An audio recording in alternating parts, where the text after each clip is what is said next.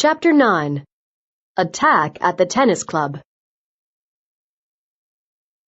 Lavelle had come back so Maxine could examine the cut on her arm. While Shirley was taking off the large bandage, Maxine noticed some white spots on Lavelle's arm. "Does this itch?" she asked. Lavelle shook her head. "What happened to Mae West?" she asked. "I saw her here when I came with my cut arm." "Mae West?" "That isn't her real name," Lavelle smiled. "She told us to call her Mae West.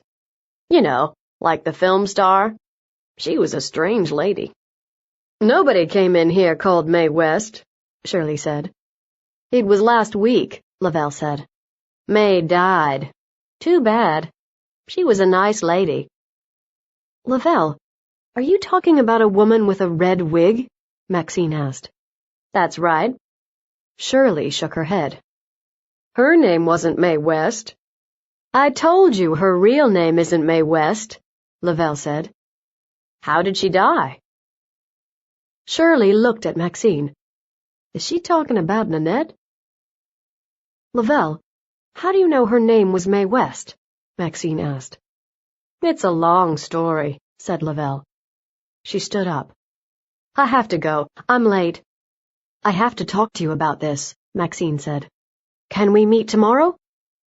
Lavelle looked unsure for a moment, and then said, "I can't tomorrow. I can meet you the day after. Cafe Italia, across from the North Avenue Public Health Clinic, around noon." Then she left. At midnight, after work, Maxine drove to the Milwaukee Tennis Club. Only a few cars were parked in front of the club, but Virginia's wasn't there. Maxine wasn't surprised. Virginia was always late. The receptionist wasn't behind the counter either. Probably she went to get coffee. The long hall to the dressing rooms was dark. Maxine walked to the women's dressing room and opened the door. "Virginia?" she called. But the room was empty. She hung up her jacket and changed into her tennis dress. She was pulling her sweater over her head when she heard someone walking out of the shower room behind her. "Virginia," she called, turning around. But suddenly, the lights went out. The room was completely black. "Hey, turn on the light!" she shouted. Behind her, she heard a noise. "Who's there?" she called. She waited, listening for footsteps. She moved toward the door to the hall, quietly feeling along the wall to find the light switch. She heard someone breathing and the small sound of a footstep. Someone was in the room with her. "Help!" she shouted. Suddenly, a blow came out of the dark. Something hit her over the back of the head. "Help!" she screamed again, hoping the receptionist would hear. She fell forward over a chair, hitting her head against a cupboard with cans of tennis balls. The cans fell on the floor noisily. The noise told the attacker where she was. Another blow hit her on the head again and on the arm. "Stop!" she screamed. She fell on the floor, covering her head with her arms. Just then, shouts came from the reception area. The door to the hallway opened and closed. The person had left. Footsteps were coming down the hall toward the women's dressing room. When the door opened and the light went on, Maxine was lying on the floor, her head and arm covered with blood. "Maxine!" Virginia gasped. A moment later, the receptionist and a security guard entered. "Where were you?" Virginia asked them angrily. She knelt beside Maxine and looked at her head and arms. "Maxine? Can you hear me? You're gonna be okay." The security guard phoned for an ambulance. The receptionist looked shocked. "I only left the desk for a few minutes," she said quietly. The ambulance took Maxine to Mercy Hospital. When the ambulance medics brought her into Mercy Hospital ER, Grabowski was waiting. "How did you know I was coming in an ambulance?" Maxine groaned. She had trouble talking, her head hurt so much. The ambulance called the ER to say they were bringing you. Shirley called me. Grabowski held her hand. What happened, Maxine? Somebody came into the women's dressing room while I was waiting for Virginia and hit me over the head.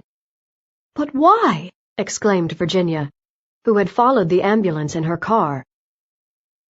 The doctor is ready to see Maxine, Shirley said. Talk to her later. Maxine closed her eyes. She felt Grabowski's lips on her cheek. She woke up the next morning in a hospital bed. Her right arm didn't move. It was held tight with a bandage. Then she saw Grabowski sitting in a chair. The nurse said that you shouldn't move your fingers, he said. How do you feel? Terrible. What can you remember about the attack? Grabowski asked. The light went off and someone hit me, Maxine said. Man or woman? I don't know, Maxine replied. Didn't the receptionist at the tennis club see someone go into the women's dressing room before me? Grabowski shook his head. The receptionist was in the bathroom. Virginia came to the club a bit later. She was sorry she was late. I'm sorry, too, said Maxine. She closed her eyes.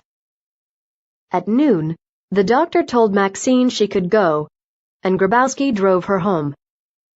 Lock all your doors and go to bed. I'll come back this evening, Grabowski said. At dinner time, Maxine awoke and got out of bed. Grabowski was sitting at her kitchen table reading police reports. Maxine leaned against the wall, waiting for her legs to feel stronger. Grabowski looked up. His gray eyes got wide. Should you be out of bed? He asked. I'm tired of bed. Maxine looked into the mirror over the sink. Her neck was purple and red next to the bandages. Her nose and chin had large red marks, and her arm was bandaged to the elbow. Have you learned anything more about what happened? Maxine asked. No one at the tennis club knows anything, he sighed. Grabowski, I think this attack is connected to Nanette. Because you were attacked after you started asking questions about why Nanette died? Yes, Maxine replied. I think the person who poisoned Nanette wants to stop me from asking any more questions.